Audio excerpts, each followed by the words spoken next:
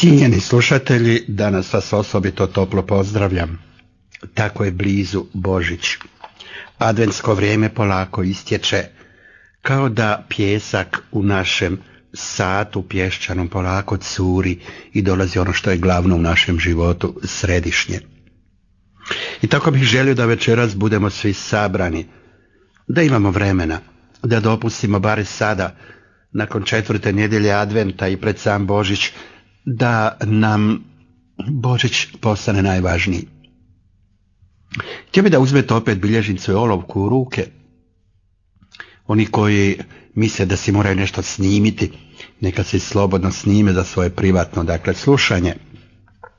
A zajedno krenimo putem da vidimo najprije zašto je Božić važan. Odmah na početku sjetimo se da čovjek ne funkcionira bez Boga i da je Bog netko koga svi znaju, i ateisti, i djeca, i starci, i srednja dob, ama baš svi. I sjetimo se da je Bog centralna funkcija čovjeka. On je središte čovjekove osobnosti i kad nema tog središta, čovjek je rastrešen, razbacan. Njegove su sve sposobnosti toliko podijeljene da on više bez koncentracije ne može ništa mudro i pametno načiniti i tad je podložan svim mogućim korupcijama i svim mogućim zlima. Bog je, kako podsjetimo se samo, Bog je u našem mozgu već označio sebe kao modul Bog, su to pronalazači, istraživači mozga pronašli da modul Bog, jasno pokazuje da je Bog tu već u mozgu, gotovo fizički prisutan i da odlučuje o našem funkcioniranju, našim mislima, osjećajima, našoj slobodnoj volji, svijesti i svemu drugom. Bog je također pristao u našoj savjesti, on govori, jer šta je savjest, kaže već doktor Jores, a onda i drugi stručnjaci, savjest je glas bitka. A bitak, to je sve postojanje, to je ono prvo postojanje, to je onaj prvi duh, prva temeljna stvarnost, a ona je u teologiji i filozofiji zapravo osoba, jer je taj bitak jedan, dobar, istinit i lijep. To može biti samo netko, a ne nešto. I stoga je to osoba, svemogući stvoritelj. Prema tome, u savjesti svaki čovjek jasno doživljava Boga i o tome više danas nema sumnje. Znanost je konačno pokazala istinu o čovjeku i o Bogu. Zatim Bog se javlja kao čovjekov partner. Bog je u njegovoj podsvijesti, rekao je Frankl, Bog podsvijesti, napisao je knjigu. Ne ono što je rekao ateist, Freud, da je u podsvijesti ne znam kakve samo potisnute čovjekove muke, tjeskobe i ono čega se srami i boji, nego da je tu zapravo većinom čovjekova duhovna stvarnost i konačno Bog podsvijesti, nazvao je tako Frankl tu činjenicu. Bog je konačno neko s kim se neprestano borimo. Ateisti se bore da ga dokažu da ga nema, odnosno da dokažu da mogu i bez njega. Vjernici se bore da mu dođu što bliže. Oni drugi opet pokušavaju da ga zaborave, oni treći da ga ne zaborave. Bog je temeljna zapravo bitka svakog čovjeka. I konačno rekli smo, bez Boga mi zapravo ne znamo tko smo, odakle smo, kamo idemo. Bog je jedini čovjekov partner. Jedino s Bogom mogu razgovarati o temeljnim stvarima. Ono što 7 milijardi ljudi mi ne može reći, to može reći i Bog. Tko sam, zašto sam došao na svijet, zašto patnja, bol, zašto smrt, kamo se ide sa smrću. Odakle ova zemlja usred svemira, tako napučena ljudima i tako čudesno uređena sa životom biološkim, psihičkim i konačno čovjekovim. Što je to zemlja? Odakle? Mi ništa ne znamo jer nitko ne može otići s ove zemlje. Pokušali smo stići na mjesec i nismo otkrili ništa. Odnosno se brže vratili natrag na zemlju jer je tu jedina naša domovina, jedina mogućnost da preživimo i da živimo. U tom kontekstu već možemo reći Boga pozna svatko. I ako je Bog jedina potreba čovjeka, onda znači da Božić mora biti strahovito važna činjenica. Međutim, šta je važno? Da prestanemo slaviti Božić. Sav je problem u tome, poštovani slušatelji, što u Božiću vidimo samo pečenice, borove, prštalica i tako dalje, pucnjavu, dobre pjesme, folklor, dakle, slavlje, liturgijsko, ali niko da se sjeti da mi slavimo zapravo rođenje samoga Boga među nama. Da je to rođendan. I mislim da bi trebalo polako zapravo stavljati folklorni dio Božića u drugi plan, nevažni. I da bi trebalo prestati danas, bar nekoliko dana prije Božića, prestati se brinuti i za pečenicu koju ćeš uzeti, i za kolače koje ćeš napraviti, i bor jesi li kupio, imaš li za bor sve ono što ga treba okititi. Prestati misliti na svoje haljine, odjelo i koješta, prestati misliti na slamu i jaslice i čestitke i samo se usredotočiti na onoga koji dolazi. Jer koliko god je plemenito i dragocjeno i umjetničko to naše božićno slavlje, okićeno sa svih strana dubokim folklorom, umjetnošću, glazbom i svim drugim zapravo umjetnostima, dotle istovremeno je to nešto što zapravo skriva pogled onom bitnom. Kao da smo ispred Isusa koji se rađa, ispred Boga koji se s nama, u nama i pred nama rodio, kao da smo stavili neke zidove, čitave velike hrpe svega i svačega što slavimo, samo da ga ne vidimo. I bilo bi dobro kad bismo ovoga Božića išli zaista slaviti baš rođendan Isusa iz Nazareta. Jer od njega brojimo godine, sjetite se, 2010. godina nakon njegova rođenja. Znate da uvijek naša znanost, već i sad u Hrvatskoj ponovno nakon komunizma govori posle Kristova rođenja, prije Kristova rođenja. I znamo da sa Kristovim rođenjem počinje novo doba. Novi vijek, ono sve bio stari vijek, prema tome novo razdoblje ljudske povijesti je počelo. I znamo da je Europa samo na Isusu Kristu ovoliko izrasla. I znamo da je čitav svijet upravo na Europi izrastao i da zapravo budućnost Europe samo Isus Krist. A ona ga danas tako pokušava odbaciti. I sad je samo važno da li će se naći dovoljno ljudi koji će ponovno otkriti rođendan Isusa iz Nazareta. Kad je netko u svom slavlju rođendana, sjetimo se kad imaš neko koji slavi rođendan, što činiš onda?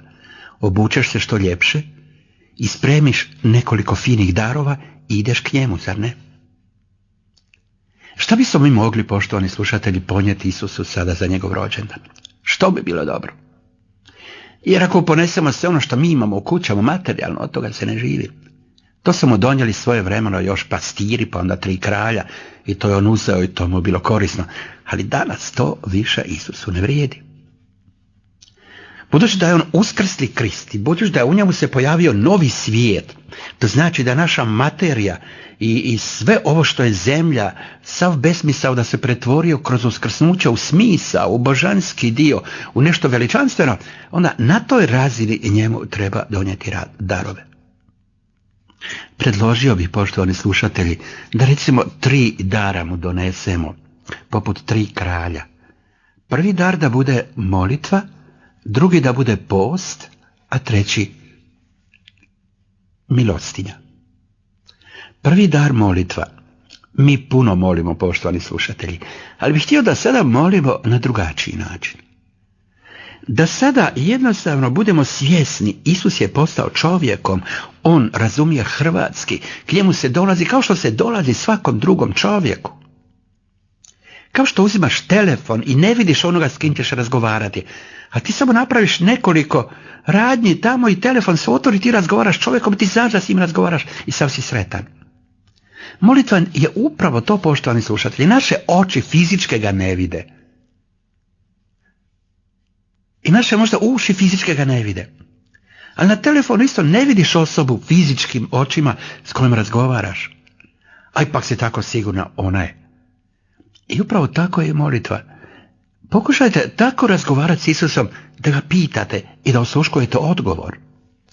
Ali ono što bi bilo najvažnije jest, nastojimo ovog dana, recimo, pa napravimo jednu trodnevnicu, srijeda, četvrtak, petak za Božić, pa nastojimo već večeras provestiti na koju bismo nakanu išli moliti. A drugačije to znači, što ću ja Isusa zamoliti da mi dadne?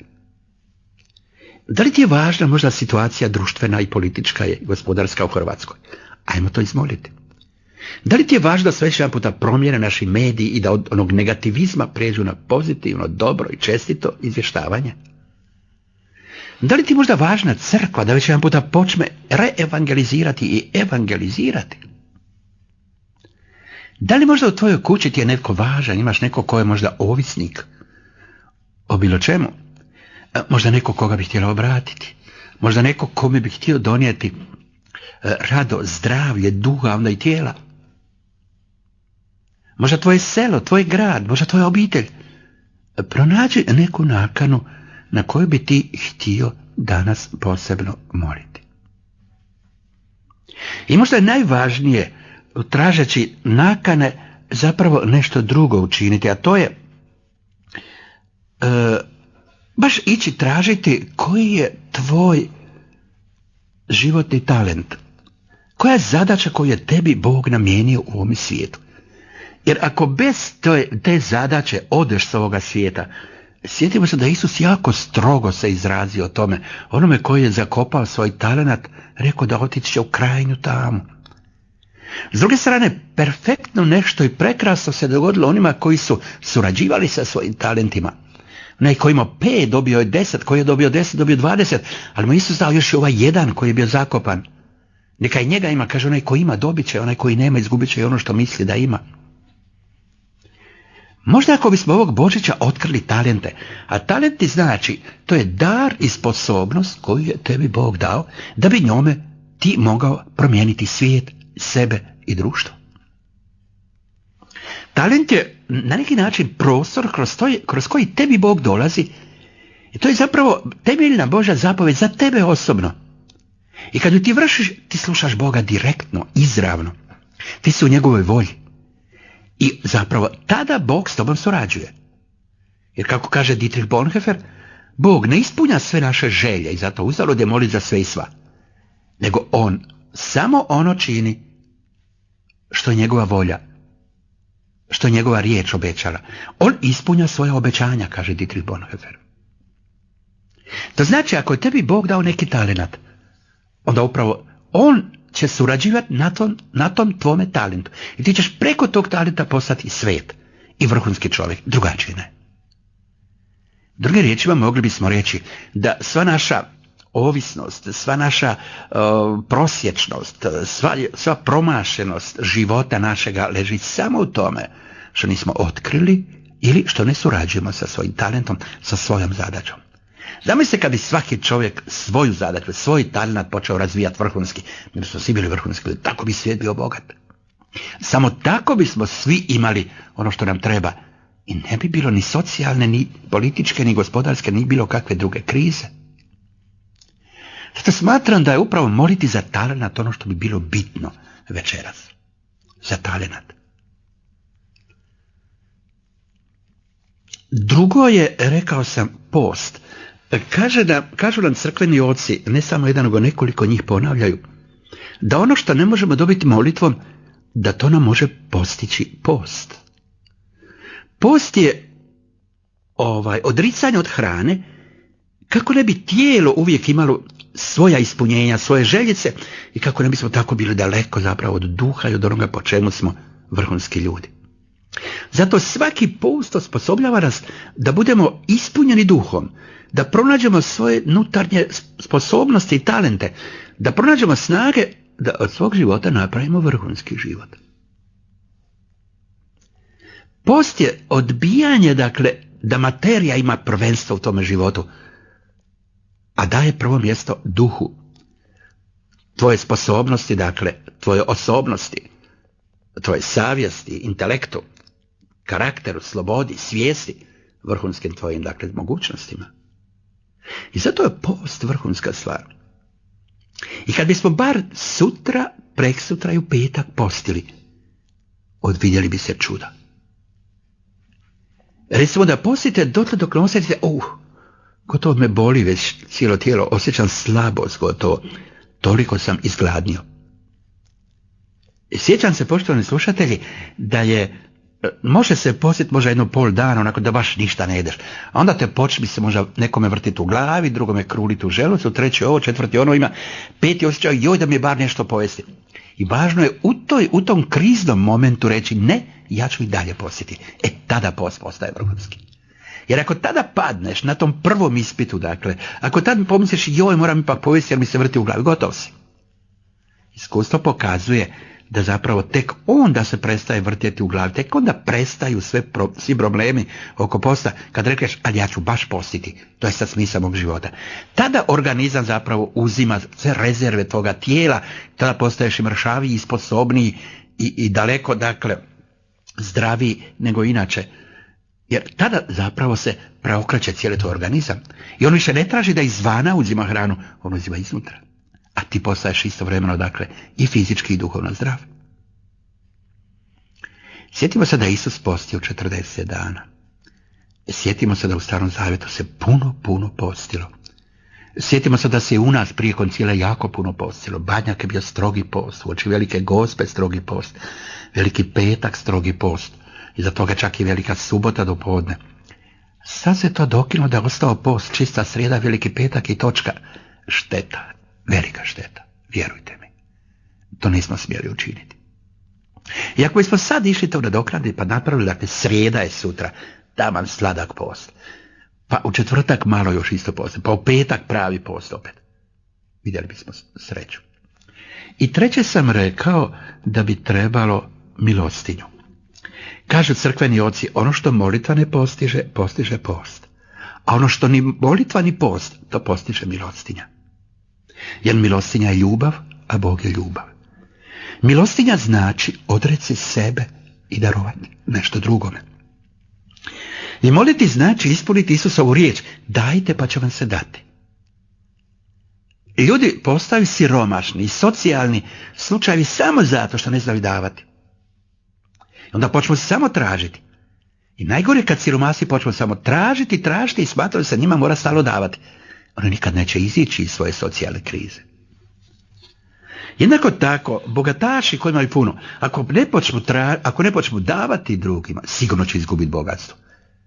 Ili će ih zaskočiti uskok i doći će, dakle, opet na svoje u zatvor. Prije ili kasnije. Jer kad daješ, tada osjećaš da si pravedan, da si pošten, da si čestit, da pomažeš druge. I tada tvoje bogatstvo ima smisla. Tada je ono radosno. I tada te ono obogaćuje. Ali čim ti daješ, bilo od svog bogatstva ili od svog siromaštva, tada Bog surađuje s tobom. Tada ti je Bog na djelu. I zato pokušajmo ovih dana, poštovani slušatelji, gledati što bi se kupio za bor, pa na stol, pa što bi se obukao, pa kako bi frizuru, pa kako nokte urediti, pa kako urediti, ne znam ja, lice fino, masaže. Ajmo umjesto toga radije odreći se i taj novac darovati nekom kome će možda dobro doći i koji je siromašniji od tebe i koji će biti neizmjerno zahvalan što si ga na taj način ugostio. Važno naime to, ne od svog suviška davati, nego baš od onoga što bi ti sebi iskoristio. Rekneš, ne, baš neću. Kupi manji bor, kupi nešto manje, možda nakita, kupi nešto drugo manje, toliko kobasice ili toliko šunka ili toliko ne znam čega, pečenice, da ti bude tek za prvi dan dosta, a drugi dan da već kažeš, oho, onda je lijepo, onda je Božić krasan. Onako kad imaš svaki dan, onda kao da Božića nije ni bilo, rođendana Isusova. Dakle, puno se toga može napraviti, poštovani slušatelji, i ako to učimo ovog Božića, neka čudesna će se zapravo plemenitost u nama nastaniti. Zato što će se u nama nastaniti Bog. Zato što će nam anđeli pljeskati jer smo uslišali Isusovu rečenicu, dajte i daće vam se. Budite milosrdni i milosrdje ćete postići. Praštajte i vama će se oprostiti. Dakle, suprotno svijeta i neba ili Boga jest u tome što svijet hoće sve grabiti i imati, primati i grabiti. A bit onog duhovnog svijeta, vječnog Božjeg svijeta jest što ima davati. Jer duh je nešto što jedino davanjem se umnaža. Duh se ne može izgubiti, on se ne može rastaviti, on ne može ga ne imati. I kad go daješ, njega samo se više i više imaš, neizmjerno imaš, on je uvijek u tebi cijeli. Ali čim ti grabiš, ti zapravo duha zapostavljaš i njega nema. Ti si prazan, Ti si zapravo zamijenio ono što je vremenito, što je prošlo i što je izgubivo za ono što je vječno i neizgubivo. U tome je stvar. I poštovani slušatelji, kako bi to bilo zanimljivo da ove 3 točke provedemo za ovaj Božić. Onda bi naše emisije utorkom imale veliki, veliki smisao. Pa kad bih recimo sada, zamislite da smo u nekoj dvorani, svi vi koji nas slušate, svih vas 50, 60, 80 tisuća, 100 tisuća nas slušatelja, pa da ja kažem, aj dignite ruke koji ćete to napraviti. Koji bi digli ruke? Imao sam danas u katedrali misu, pa sam rekao na toj svetoj misiji na početku, neka svi oni koji se pričeste, neka doma upale svijeću u znak da su oni tabernakuli, da Isus u njihovoj kući i da on tu se rađa, neka i ta svijeća podsjeća. Onda sam pitao ljude odmah u crkvi na početku, jeste razumjeli što sam rekao? Šutnja je bila. A hoćete to napraviti? Opet šutnja. Rekao sam, onda zašto sam ja došao?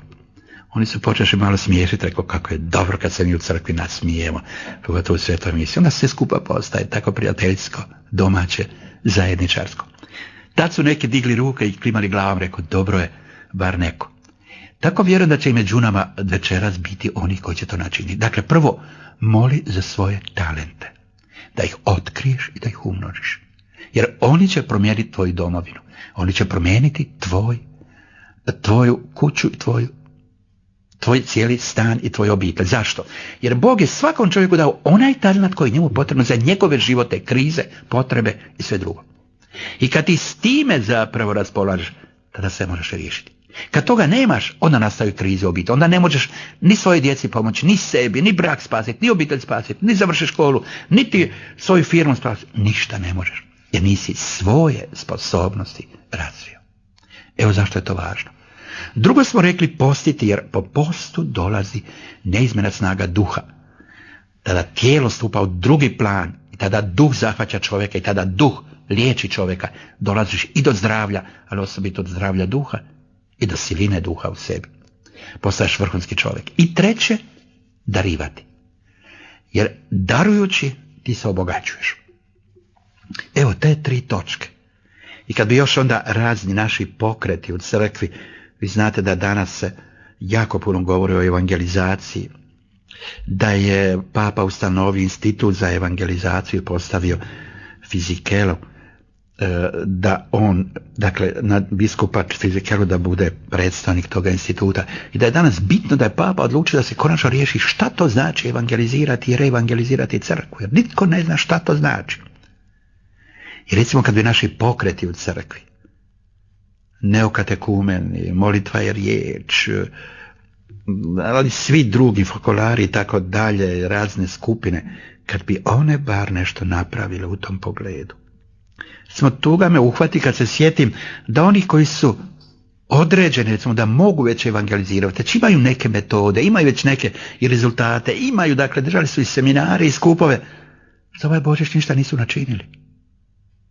Da nama za Božić, za Isusov rođendan, dakle, razne skupine i grupe pjevaju i drže koncerte, a da crkveni ljudi šute, skrivaju se, nemaju. Recimo, kako je moguće da zajednica molitva riječ ne drži u svakom gradu, u svakoj državi, recimo, velike skupove, baš za Božić, baš za Uskrs, baš za Veliku Gospu, baš za duhove?